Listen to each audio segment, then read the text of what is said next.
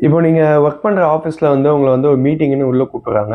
அந்த மீட்டிங் ரூமில் பார்த்தீங்கன்னா ஒரு 20-25 பேர் இருக்காங்க. சடனாக வந்து உங்களை வந்து இந்த ப்ராசஸை பற்றி நீங்கள் கொஞ்சம் எக்ஸ்பிளைன் பண்ணுங்க அப்படின்றத பற்றி உங்களை சொல்கிறாங்க. நம்மளாம் எவ்வளோ பேர் வந்து அந்த ப்ராசஸை பற்றி கரெக்டாக பண்ணுற வேலையை வந்து கரெக்டாக சொல்லுவோம்னு நினைக்கிறீங்க? 10ல் ஒருத்தர் 2 பேர் தான் வந்து 10 பாயிண்டில் ஒரு 5வது பாயிண்ட் அது ஒழுங்காக சொல்லுவோம். மிச்ச பேர் எல்லாம் என்ன சொல்கிறேன்னு தெரியாமல் வாய்க்கு வந்தது சொல்லிட்டு இருப்போம். ஏன்னு பார்த்தீங்கன்னா நம்மளுக்கு நாலேஜ் இல்லாமல் இல்லை, நம்மளுக்கு நாலேஜ் எல்லாம் இருக்குது. பட் அந்த தாட்ஸை எப்படி சடனாக ஆர்கனைஸ் பண்ணி ஆர்டிகுலேட் பண்ணி நம்மளுக்கு வந்து பேசுகிறதுன்னு நிறைய பேருக்கு தெரியாது. இது எந்த ஒரு டாப்பிக்காக இருந்தாலும் சரி, எந்த ஒரு வேலையாக இருந்தாலும் சரி, இது கொஞ்சம் ப்ரிப்பேர் பண்ணி தான் பேசியிருக்கலாமே, கொஞ்சம் முன்னாடியே வந்து இப்போ அந்த கேள்வி கேட்டிருந்தா நம்ம இந்நேரம் சூப்பராக ஆன்சர் பண்ணியிருக்கலாமே அப்படின்னு அது முடிஞ்சு நடந்ததுக்கப்புறம் தான் நம்ம அதை பற்றி யோசிப்போம். ஸோ இதனால என்ன ஆகுதுன்னு பார்த்தீங்கன்னா, உங்கள் கூட இருக்கவங்க யாராவது வேற யாராச்சும் வந்து அந்த இடத்துல நீங்கள் பேசி முடிச்சதுக்கப்புறம் அவங்களுக்கு பேச வாய்ப்பு கிடைக்குது அப்படின்னா, கண்டிப்பாக நீங்கள் மிஸ் பண்ண பாயிண்ட்லாம் வந்து அவங்க கரெக்டாக பேசுவாங்க.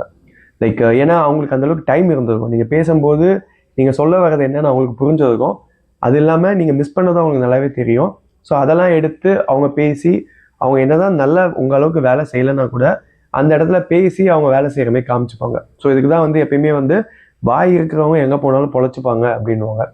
ஸோ இதுதான் உண்மை. பிகாஸ் நீங்கள் எவ்வளோ ஒர்க்கு நல்லா பண்ணுறீங்கன்னு முக்கியம் இல்லை, அந்த ஒர்க்கை வந்து எந்த அளவுக்கு மற்றவங்களுக்கு எக்ஸ்பிரஸ் பண்ண தெரியுது ஒரு கம்யூனிகேஷன் மூலியமா அப்படின்றத வந்து அதை விட ரொம்ப முக்கியம்.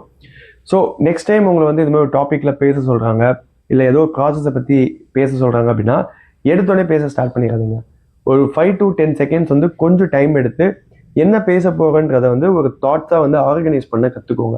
ஸோ இதுக்கு தான் வந்து ப்ரெப் மெத்தடு ஒன்று இருக்குன்னுவாங்க.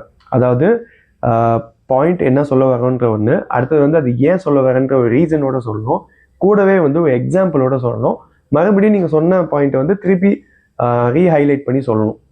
இப்போ உதாரணத்துக்கு வந்து உங்களை வந்து ஒரு டீம் ஒர்க் பற்றி பேச சொல்கிறாங்க, டீம் ஒர்க் ஏன் அவ்வளோ இம்பார்ட்டன்ட் அப்படின்றத பற்றி நீங்கள் பேச போகிறீங்க அப்படின்னா, லைக் அந்த டீம் ஒர்க்குனால ஒரு காம்ப்ளெக்ஸ் ப்ராஜெக்ட், ஒரு காம்ப்ளெக்ஸ் ப்ராப்ளம்லாம் உங்களால் சால்வ் பண்ண முடியுது. இப்போ எக்ஸாம்பிளுக்கு ஒரு இந்த டீம் ஒர்க் மூலிமா இந்த ப்ராஜெக்டில் வந்து ஒரு டெவ் டீம், கியூஏ டீம், ஒரு டிசைன் டீம், இவங்க எல்லாருக்கூடயும் ஒர்க் பண்ணி நாங்கள் வந்து இந்த டைமுக்கு முடித்தோம்.